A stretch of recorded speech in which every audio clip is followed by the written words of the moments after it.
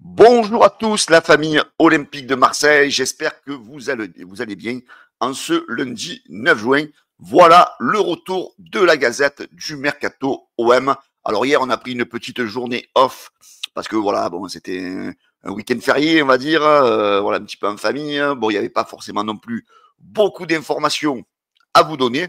Donc là, on va faire le résumé des infos d'hier plus aujourd'hui. Bon, aujourd'hui, il n'y a pas grand-chose non plus. Pour le moment, à l'heure où j'enregistre la vidéo, il est quasiment 9h moins 25.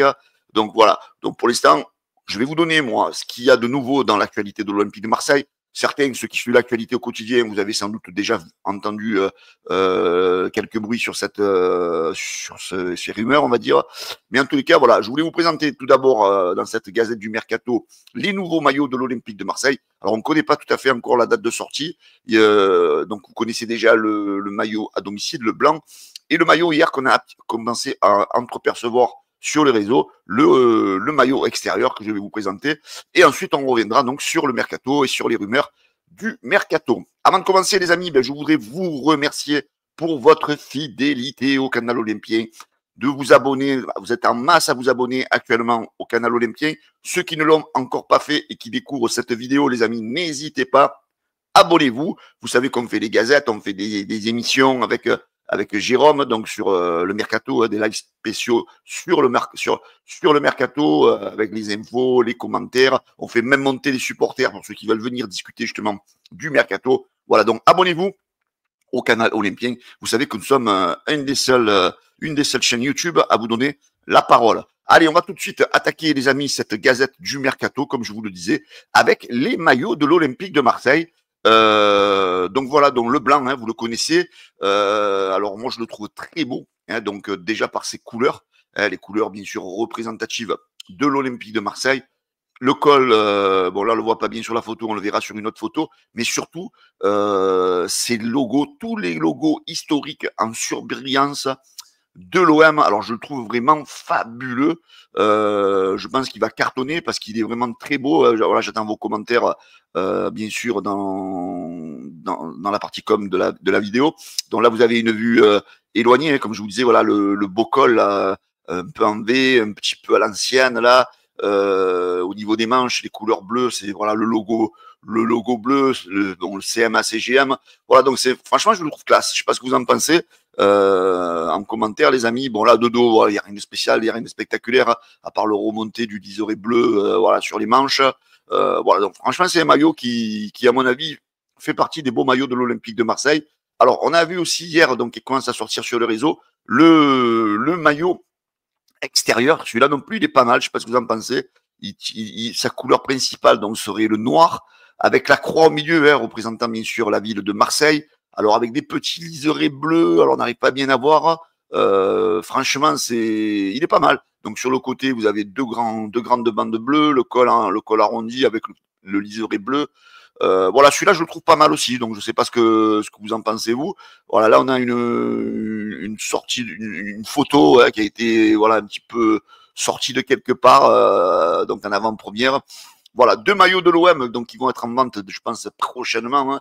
Ça devrait pas tarder. Parce que c'est vrai, je reçois beaucoup de messages de supporters qui me disent c'est quand que sortent les nouveaux maillots. Donc je pense que ça devrait arriver incessamment sous peu si l'Olympique de Marseille veut les vendre. Donc voilà, soyez patients. Je pense que dans la deuxième partie du mois de juin, ça devrait commencer. Voilà, donc je voulais vous présenter voilà, ces deux maillots, avoir vos avis en commentaire pour ce que vous pensez de ces maillots. Allez, on attaque le mercato, les amis, comme promis, avec hier, vous l'avez appris, donc Azzedine Ounahi a été a priori convaincu par le projet de Brighton et se serait mis d'accord avec le club anglais pour une durée de contrat de 4 ans. Maintenant, il reste plus qu'à convaincre l'Olympique de Marseille. Le club anglais va se mettre donc en contact avec l'OM pour essayer de négocier l'arrivée du joueur. Alors le joueur et sa valeur marchande est autour de 10 millions d'euros sur Transfermarkt. L'OM réclame donc une indemnité aux alentours de 11 millions d'euros. Alors on sait qu'il y a de l'argent qui va aller à son ancien club par rapport, vous savez, il signe un petit peu des contrats. Donc je pense que si tu vends j'ai entendu parler que si on vendait le joueur autour de 11 millions, il reviendrait une part autour de 8 millions d'euros pour l'Olympique de Marseille. Alors, à savoir un petit peu, si on revient sur Unai, donc l'Olympique de Marseille l'avait acheté à l'époque du côté de Angers 8 millions d'euros, alors qu'à l'époque il était valorisé à 15 millions d'euros. Donc voilà, l'OM, on va dire, sur le plan valeur, prix du joueur, donc avait fait entre guillemets une affaire, même si le joueur n'a pas été très performant du côté de l'Olympique de Marseille.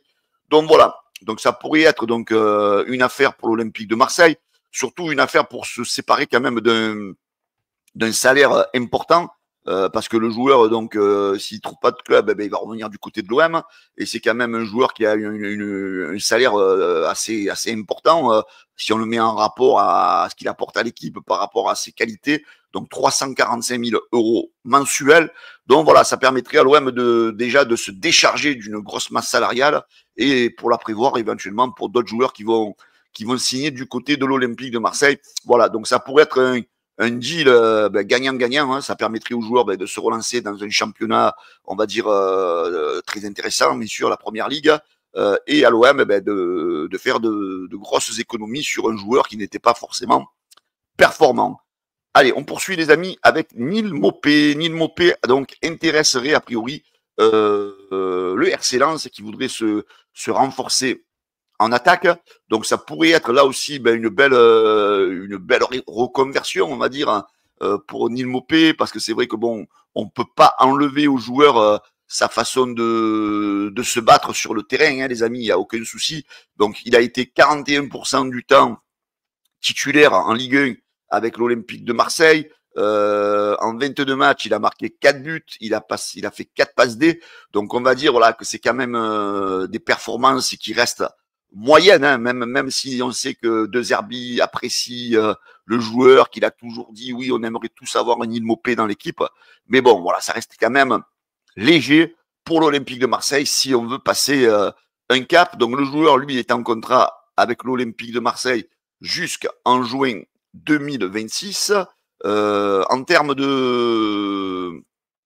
d'indemnité de transfert, alors l'OM avait fait quand même une belle affaire à l'époque, hein. Il était venu pour 4 millions d'euros à l'Olympique de Marseille. Le joueur était valorisé 8 millions d'euros. Voilà, l'OM devrait remonter, on va dire, dans ses cordes par rapport à ce transfert. Bon, après, c'est intéressant aussi pour le salaire, parce que le joueur, il a quand même un bon salaire du côté de l'Olympique de Marseille.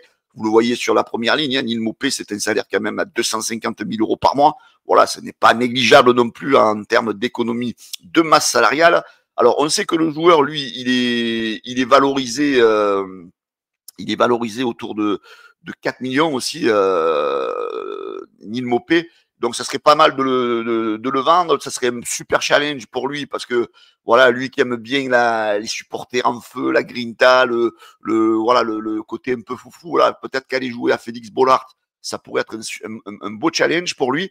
Et pour Lens, la possibilité d'avoir un attaquant à moindre coût, à moins que voilà, ça faciliterait, comme vous le savez, l'OM est en train de négocier et c'est en très bonne voie à l'arrivée de Medina du côté de l'Olympique de Marseille. On sait que les Lensois en veulent autour de 20 millions d'euros de Medina. Alors, est-ce que ça pourrait être une pièce un peu, un échange dans le deal de Medina? Voilà, 20 millions, tu lèves 5 millions, allez, on va arrondir, on va dire. Tu lèves 5 millions de Neil Maupay, ça te fait avoir Medina à 15 millions. Voilà, donc je pense que cette solution pourrait être bonne pour les deux parties. Et bien pour l'Olympique de Marseille, ça permettrait de faire baisser le prix de Medina. Alors, on sait que l'OM est à la recherche pas à la recherche, mais on a entendu le bruit de Boulka, le gardien de Nice, du côté de l'Olympique de Marseille hier. Alors, moi, j'ai voulu faire un petit peu un truc comparatif. Pourquoi, je me pose la question, pourquoi l'OM recherche un gardien alors qu'on a Rouli qui a donné toute satisfaction.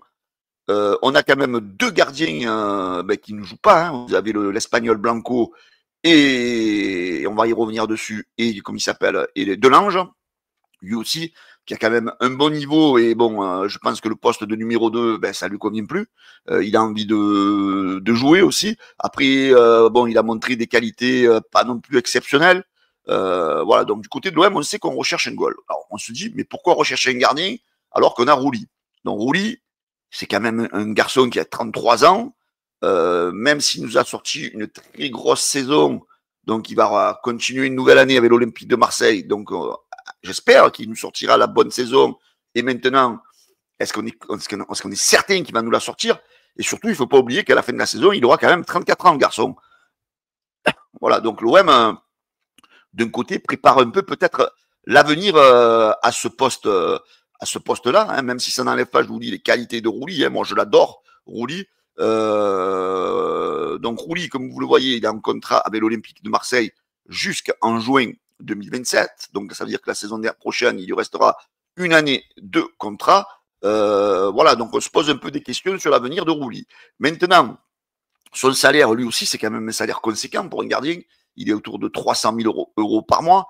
Vous allez me dire, il les mérite, hein, parce qu'il il a contribué à la qualification de l'OM en Ligue des Champions. Mais voilà, est-ce qu'on n'a pas envie de faire un peu des économies salariales à ce poste-là?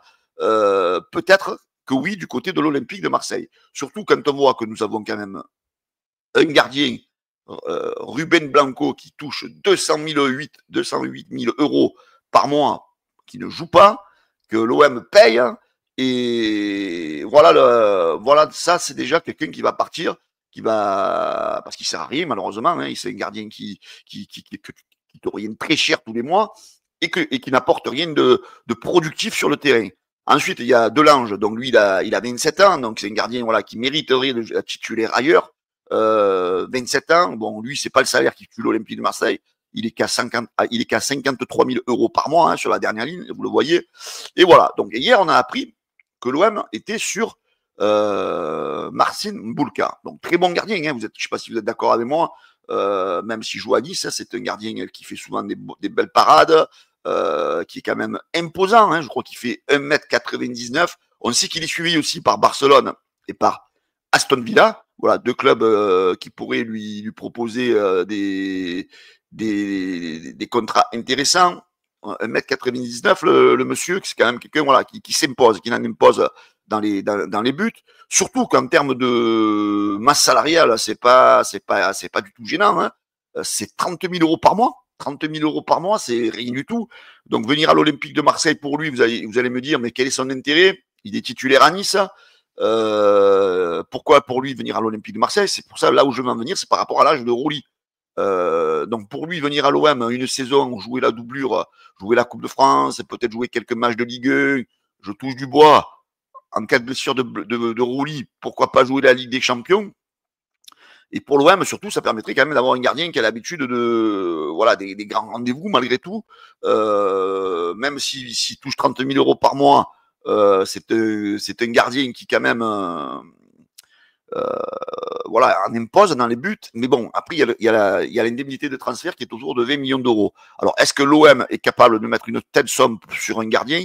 Ça, c'est la question que je me pose. Mais dans le raisonnement, vous voyez, c'est pas illégitime que l'Olympique de Marseille recherche, entre guillemets, un top gardien en numéro 2 pour préparer l'avenir. C'est-à-dire pour dire, voilà, Rouli, 34 ans l'année prochaine, en fin de saison, on va se poser la question. Est-ce qu'on le continue ou est-ce qu'on le continue pas? Voilà, donc ça, c'est à voir aussi. Maintenant, Bulka, on sait qu'il est suivi aussi par Barcelone, par Aston Villa. Alors, même si le dossier Bulka ne se fait pas, on sait que voilà, du côté de l'OM, on a cette idée en tête. Alors, certains vont dire, oui, mais donc si Delange s'en va, si Blanco s'en va, on a le petit jeune Simon. Je suis d'accord. On a Simon, on sait qu'il était prêté à Nîmes, on sait qu'en national, là, l'OM voudrait le prêter en club de Ligue 2. J'ai presque envie de vous dire, en numéro 2, c'est presque faible, hein, parce que c'est malgré tout un gamin qui n'a pas d'expérience.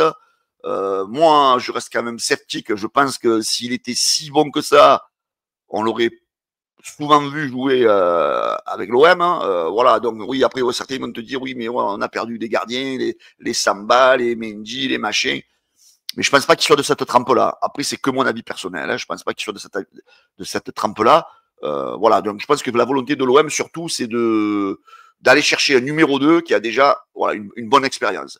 Et c'est vrai que Bulka pourrait faire partie de ce style de gardien de but.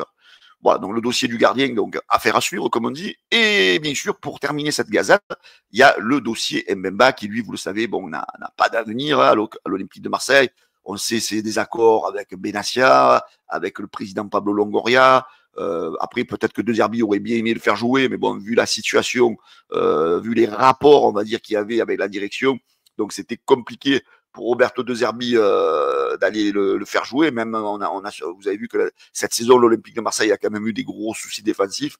Et donc Bemba, voilà, malheureusement, ce dossier est clos. On arrive au bout. Là, voilà, il arrive en fin de contrat. On sait que voilà, il va partir libre. Il y a eu, c'est hier dans l'équipe d'hier, il y a eu un petit reportage sur Mbemba qui était intéressant, voilà, où certaines choses sont dites. Et ça n'a pas levé son professionnalisme. Vous voyez, le Congolais papoté avec son ami Kondogbia, donnant un petit conseil à Léo Balerdi quand il le trouvait trop tendre en première partie de saison. Voilà. Ça n'a pas empêché de garder de bonnes relations malgré tout avec certains de ses coéquipiers. Voilà, bon, on va pas jeter la pierre à Mbemba. Voilà, on sait qu'il n'a pas voulu prolonger avec l'OM, on sait qu'il a refusé de faire une opération que l'OM lui demandait. Voilà, on ne connaît pas non plus le fin fond de l'histoire. Et après, voilà, on n'est pas là pour juger quand on n'a pas tous les aimants en sa possession. Donc voilà, on souhaite on va dire le meilleur à Chancel Mbemba pour le futur de sa carrière et de trouver un club voilà qui lui corresponde et de lui permettre de s'épanouir. Voilà les amis, c'était la fin de cette gazette du mercato de ce lundi 9 juin. J'espère que ça vous a plu. N'hésitez pas de mettre en commentaire tout ce que vous pensez sur toutes les infos que je vous ai données. Voilà, de me dire si ça vous plaît ces gazettes. Je sais que vous êtes beaucoup à les apprécier. D'ailleurs, beaucoup de monde m'a envoyé des messages hier. J'y sais, il n'y a pas la gazette. J'ai dit, ouais, restez tranquille, elle revient demain, la gazette. Voilà. En tous les cas, les gars, merci à tous. Je vous souhaite une très, très bonne journée. Et n'oubliez pas, bien sûr, les amis, de liker, partager et de vous abonner à la chaîne YouTube du canal Olympien. Allez, je vous embrasse tous et je vous souhaite une très, très bonne journée. Ciao.